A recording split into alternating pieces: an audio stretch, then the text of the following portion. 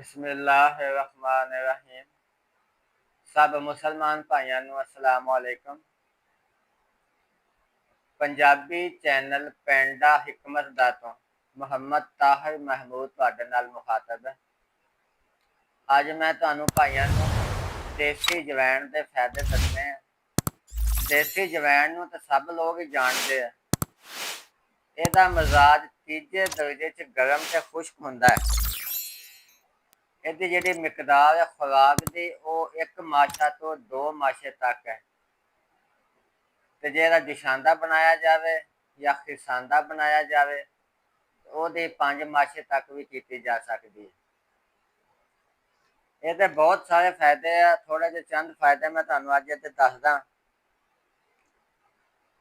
ਕਿ ਜੇ ਕਿਸੇ ਭਾਈ ਭੈਣ ਨੂੰ ਬਦ ਹਜ਼ਮੀ ਹੋਵੇ, पेट ਉਹਦਾ ਫੁੱਲ ਜਾਂਦਾ ਹੋਵੇ, ਖਾਣਾ ਖਾਣ ਤੋਂ ਬਾਅਦ ਖਾਣਾ ਸਹੀ ਹਜ਼ਮ ਨਹੀਂ ਹੁੰਦਾ, ਤੇ ਉਹ 2 ਮਾਸ਼ੇ ਜਵੈਣ ਨੂੰ 1 ਪਾਈਆ ਪਾਣੀ ਦੇ ਵਿੱਚ ਪਾ ਕੇ ਉਬਾਲਣ ਤੋਂ ਬਾਅਦ ਖਾਣਾ ਖਾਣ ਤੋਂ ਅੱਧਾ ਘੰਟਾ ਬਾਅਦ ਉਹ ਕੋਸਾ ਕੋਸਾ ਇਹ ਜੁਸ਼ਾਂਦਾ ਪੀਆ ਕਰੇ ਸੁਬਹ ਤੇ ਸ਼ਾਮ। 3-4 ਦਿਨ ਇੱਦਾਂ ਕਰ ਲਵੇ, ਇਨਸ਼ਾਅੱਲਾ ਉਹਦਾ ਜਿਹੜੇ ਮਿਹਦੇ ਦੀ ਖਰਾਬੀ ਆ, ਬਦ ਹਜ਼ਮੀ ਦੀ ਤਕਲੀਫ ਆ, ਬਦ ਹਜ਼ਮੀ ਦੀ ਜਿਹੜੀ ਬਿਮਾਰੀ ਆ ਉਹ ਅੱਲਾ ਦੇ ਹੁਕਮ ਦੇ ਨਾਲ ਖਤਮ ਹੋ ਜਾਏਗੀ। ਦੂਜਾ ਇਹਦਾ ਫਾਇਦਾ ਜਵੈਨ ਦੇਸੀ ਦਾ ਇਹ ਹੈ ਕਿ ਕੋਈ ਪੁਰਾਣਾ ਬੁਖਾਰ ਜਿਹੜਾ ਕਿਸੇ ਵੀ ਦਵਾਈ ਨਾਲ ਨਹੀਂ ਹਟਦਾ, ਉਹਦਾ ਇਹ ਬਿਹਤਰੀਨ ਇਲਾਜ ਆ।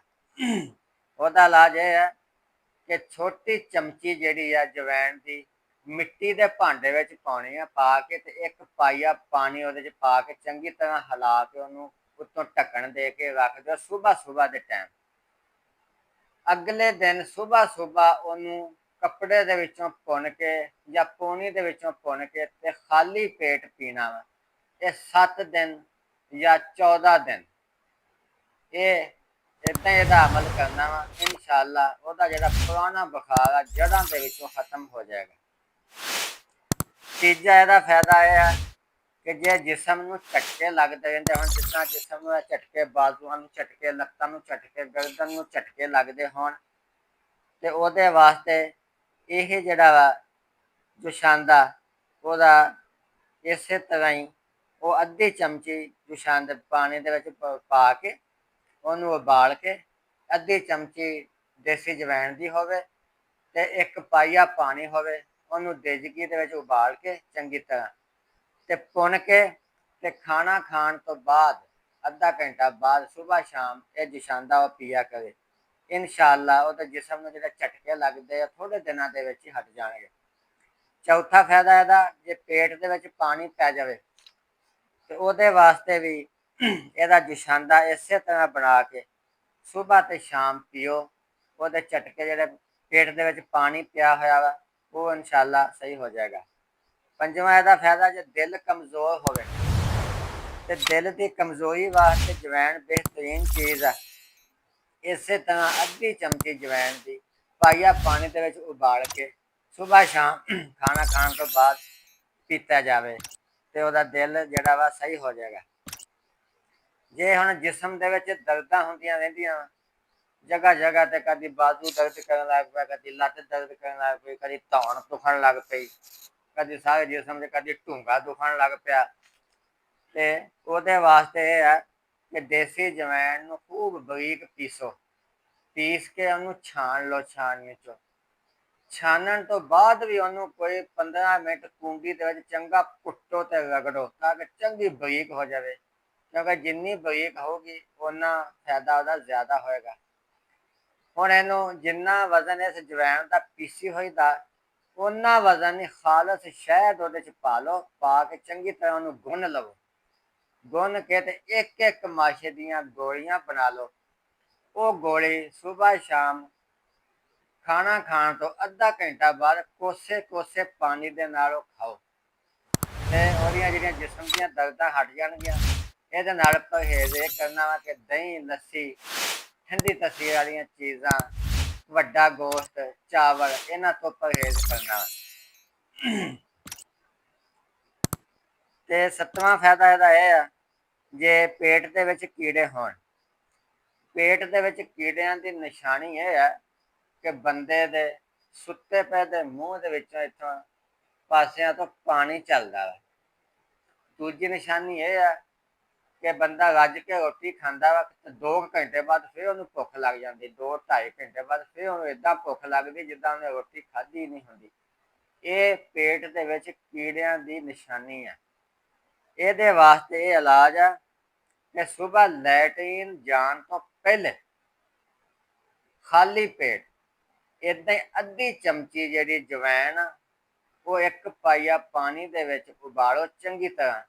ਉਬਾਲਣ ਤੋਂ ਬਾਅਦ ਉਹਦਾ ਭੁੰਨ ਕੇ ਉਹਦਾ ਜੁਸ਼ਾਂਦਾ ਜਿਹੜਾ ਵਾ ਉਹ ਕੋਸਾ ਕੋਸਾ ਪੀਓ ਤੇ ਕਮ ਅਜ਼ ਕਮ ਅੱਧਾ ਪੌਣਾ ਘੰਟਾ ਫਿਰ ਲੈਟਰੀਨ ਨਹੀਂ ਜਾਣਾ, ਅੱਧਾ ਪੌਣਾ ਘੰਟੇ ਤੋਂ ਬਾਅਦ ਲੈਟਰੀਨ ਜਾਣਾ ਵਾ ਤੇ ਇਨਸ਼ਾ ਅੱਲਾ ਉਹਦਾ ਜਿਹੜਾ ਵਾ ਇਹ ਪੇਟ ਦੇ ਵਿੱਚ ਕੀੜੇ ਆ ਤੇ ਉਹ ਨਿਕਲ ਜਾਣਗੇ ਮਲ ਕੇ। ਇਹਦਾ ਅਗਲਾ ਫਾਇਦਾ ਮੈਂ ਤੁਹਾਨੂੰ ਦੱਸਾਂ, ਜੇ ਪੇਟ ਵਿੱਚ ਤਕਲੀਫ ਹੁੰਦੀ ਹੈ, ਦਰਦ ਹੁੰਦੀ ਹੈ ਤੇ ਬਰੀਕ ਪੀਸੀ ਹੋਈ ਜਵੈਣ 1 ਮਾਸ਼ਾ ਕੋਸੇ ਕੋਸੇ ਪਾਣੀ ਦੇ ਨਾਲ ਖਾਓ, ਇਨਸ਼ਾ ਅੱਲਾ ਅੱਲਾ ਦੇ ਹੁਕਮ ਦੇ ਨਾਲ ਉਹਦਾ ਪੇਟ ਦਰਦ ਹਟ ਜਾਏਗਾ। ਇਹਦਾ ਅਗਲਾ ਫਾਇਦਾ ਤੁਹਾਨੂੰ ਦੱਸਦਾ ਕਿ ਮਸੂੜੇ ਜਾਂ ਦੰਦ ਜਾਂ ਦਾੜਾਂ ਦੇ ਵਿੱਚ ਦਰਦ ਹੋਵੇ, ਤਕਲੀਫ ਹੋਵੇ ਜਾਂ ਮਸੂੜੇ ਸੁੱਜੇ ਫੁੱਲੇ ਹੋਣ ਤੇ ਦੇਸੀ ਜਵੈਣ ਨੂੰ ਚੰਗੀ ਤਰ੍ਹਾਂ ਬਰੀਕ ਪੀਸੋ, ਬਰੀਕ ਪੀਸ ਕੇ ਤੈਨੂੰ ਛਾਣ ਲਓ ਛਾਣਨੀ ਦੇ ਵਿੱਚ। ਜਿੰਨਾ ਇਹਦਾ ਵਜ਼ਨ ਆ ਓਨਾ ਵਜ਼ਨ ਹੀ ਚਿੱਟਾ ਲੂਣ ਬਰੀਕ ਪੀਸਿਆ ਹੋਇਆ ਇਹਦੇ ਵਿੱਚ ਪਾ ਕੇ ਤੇ ਕੁੰਡੀ ਦੇ ਵਿੱਚ ਪਾ ਕੇ ਕੋਈ 10-15 ਮਿੰਟ ਇਹਨੂੰ ਟਿਕਾ ਕੇ ਰਗੜੋ ਤਾਂ ਕਿ ਬਰੀਕ ਚੰਗੀ ਖੂਬ ਬਰੀਕ ਹੋ ਜਾਵੇ ਤੇ ਉਹ ਜਿਹੜਾ ਬਣ ਜਾਏਗੀ ਇਹ ਇੱਕ ਦੰਦਾਂ ਵਾਸਤੇ ਜਿਹੜਾ ਇਹ ਬਣ ਜਾਏਗੀ ਦਵਾਈ। ਇਹ ਮਸੂੜਿਆਂ ਤੇ ਇਹ ਵੇਖੋ ਉਂਗਲੀ ਤੇ ਲਾ ਕੇ ਮਸੂੜਿਆਂ ਤੇ ਅੱਗੇ ਵੀ ਤੇ ਪਿੱਛੇ ਵੀ ਉੱਤੇ ਥੱਲੇ ਮਲੋ। ਮਲਣ ਤੋਂ ਬਾਅਦ ਇਹ ਮੂੰਹ ਜਰਾ ਖੋਲ ਕੇ ਏਦਾਂ ਬਹਿ ਜਾਓ ਥੱਲੇ, ਇਹਦੇ ਵਿੱਚੋਂ ਜਿਹੜਾ ਵੀ ਰੇਸ਼ਾ ਵੇਸ਼ਾ ਪਾਣੀ ਨਿਕਲਦਾ ਨਿਕਲਣ ਦਿਓ ਤੇ ਕਮ ਅਜ਼ ਕਮ 5 ਮਿੰਟ ਏਦਾਂ ਬੈਠੇ ਰਹੋ। 5 ਮਿੰਟ ਤੋਂ ਬਾਅਦ ਕੁਰਲੀ ਕਰੋ। ਜੇ ਕਿਸੇ ਦੇ ਦਾੜ ਦੇ ਵਿੱਚ ਖੋੜ ਪਈ ਹੋਈ ਹੈ ਤੇ ਉਹ ਤਕਲੀਫ ਉਹਨੂੰ ਹੁੰਦੀ ਆ, ਇਹੀ ਜਿਹੜੀ ਦਵਾਈ ਆ ਏਦਾਂ ਚੁੰਡੀ ਭਰ ਕੇ ਤਾਂ ਉਸ ਖੋੜ ਦੇ ਵਿੱਚ ਪਾ ਦਿਓ, ਏਦਾਂ ਭਰ ਦਿਓ ਉੱਤੇ ਆ ਜਾਂ ਥੱਲੇ ਆ ਤੇ ਏਦਾਂ 5 ਮਿੰਟ ਬੈਠੇ ਹੋ। ਜੋ ਕੋਈ ਰਾਲ ਵਿੱਚੋਂ ਨਿਕਲਦੀ ਆ ਪਾਣੀ ਸ਼ਾ ਰੇਸ਼ਾ ਜੋ ਨਿਕਲਦਾ ਉਹ ਨਿਕਲਣ ਦਿਓ, ਇਨਸ਼ਾ ਅੱਲਾ ਉਹਨੂੰ ਪਹਿਲੀ ਖੁਰਾਕ ਦੀ ਬਹੁਤ ਫਾਇਦਾ, ਪਹਿਲੇ ਅਮਲ ਤੇ ਉਹਨੂੰ ਬਹੁਤ ਫਾਇਦਾ ਹੋ ਜਾਏਗਾ। ਦਿਹਾੜੀ ਦੇ ਵਿੱਚ ਕੋਈ 4-5 ਦਫਾ ਇਹ ਕੰਮ ਕਰੋ। ਮਸੂੜਿਆਂ ਦੀ ਤਕਲੀਫ, ਦੰਦਾਂ ਦਾੜਾਂ ਦੀ ਤਕਲੀਫ ਪਹਿਲੇ ਦਿਨ ਹੀ ਤੁਸੀਂ ਵੇਖ ਲਈਓ ਅੱਲਾ ਦੇ ਹੁਕਮ ਨਾਲ ਮਸੂੜਿਆਂ ਨੂੰ ਤੇ ਦੰਦਾਂ ਦਾੜਾਂ ਨੂੰ ਕਿੰਨਾ ਫਾਇਦਾ ਹੋਏਗਾ ਤੇ ਮਸੂੜਿਆਂ ਦੀ ਦੰਦਾਂ ਦਾੜਾਂ ਦੀ ਤਕਲੀਫ ਖਤਮ ਹੋ ਜਾਏਗੀ। ਹੁਣ ਮੈਂ ਤੁਹਾਨੂੰ ਭਾਈਆਂ ਨੂੰ ਦੱਸਾਂ ਕਿ ਮਰਦਾਨਾ ਜ਼ਨਾਨਾ ਮਸਲੇ, ਬਿਮਾਰੀਆਂ, ਦਿਲ ਦੀਆਂ ਬਿਮਾਰੀਆਂ, ਦਿਮਾਗ ਦੇ ਮਸਲੇ, ਕੈਂਸਰ, ਗੰਜਾਪਨ ਜਿਹਦੇ ਵਾਲ ਉੱਡ ਜਾਂਦੇ ਅੱਜ ਕੱਲ੍ਹ ਮੁੰਡਿਆਂ ਦੇ 25-25 30-30 ਸਾਲ ਦੇ ਮੁੰਡੇ ਉਹ ਗੰਜੇ ਹੋਏ ਆ, ਜਾਂ ਬੱਚੀਆਂ ਵਾ ਉਹਨਾਂ ਦੇ ਵਾਲ ਬਹੁਤ ਡਿੱਗਦੇ ਆ, ਜਾਂ ਵੱਡੀ ਉਮਰ ਦੇ ਬੰਦੇ ਤੇ ਬੁੱਢੀਆਂ ਉਹਨਾਂ ਦੇ ਵਾਲ ਬਹੁਤ ਡਿੱਗਦੇ ਰਹਿੰਦੇ ਆ। ਉਹਨਾਂ ਵਾਸਤੇ ਸਾਡੇ ਕੋਲ ਇਹ ਸਭ, ਇਸ ਤੋਂ ਇਲਾਵਾ ਦੂਜੀਆਂ ਬਿਮਾਰੀਆਂ ਵਾਸਤੇ ਸਾਡੇ ਕੋਲ ਖਾਲਸ ਦੇਸੀ ਦਵਾਈਆਂ ਹੁੰਦੀਆਂ। ਜੇ ਕਿਸੇ ਭੈਣ ਭਾਈ ਨੂੰ ਚਾਹੀਦੀ ਹੋਵੇ ਉਹ ਸਾਡੇ ਕੋਲ ਮੰਗਵਾ ਸਕਦਾ ਵਾ ਜਾਂ ਸਾਡੇ ਕੋਲ ਆ ਕੇ ਲੈ ਸਕਦਾ ਵਾ। ਤੇ ਇਹ ਮੈਂ ਤੁਸੀਂ ਨੰਬਰ ਨੋਟ ਕਰ ਲਓ, ਕਿਸੇ ਨੇ ਫੋਨ ਤੇ ਗੱਲ ਕਰਨੀ ਹੋਵੇ ਕਾਲ ਕਰਕੇ, ਉਹ ਮੇਰਾ ਨੰਬਰ ਹੈ 0310 80 36 552। ਇਹ ਸੁਬਾਹ 7 ਵਜੇ ਤੋਂ ਲੈ ਕੇ ਸ਼ਾਮ 7 ਵਜੇ ਤੱਕ। ਜੇ ਕਿਸੇ ਵੀ ਭੈਣ ਭਾਈ ਨੇ ਕੋਈ ਆਪਦਾ ਮਸਲਾ ਪੁੱਛਣਾ ਹੋਵੇ ਜਾਂ ਦਵਾਈ ਮੰਗਵਾਉਣੀ ਹੋਵੇ ਤੇ ਇਸ ਨੰਬਰ ਤੇ ਮੇਰੇ ਨਾਲ ਕਾਲ ਕਰਕੇ ਗੱਲ ਕਰ ਸਕਦਾ ਹੈ। ਦੂਸਰਾ ਨੰਬਰ WhatsApp ਨੰਬਰ ਆ, ਇਹ ਮੇਰੇ ਸਾਥੀ ਦਾ ਨੰਬਰ ਆ, ਇਹ ਉਹਦੇ ਕੋਲ ਹੁੰਦਾ। ਜੇ ਕਿਸੇ ਨੇ WhatsApp ਤੇ ਮੈਸੇਜ ਭੇਜਣਾ ਹੋਵੇ ਤੇ ਇਸ ਨੰਬਰ ਤੇ ਭੇਜੋ। ਨੰਬਰ ਨੋਟ ਕਰ ਲਓ 0308 448 5084।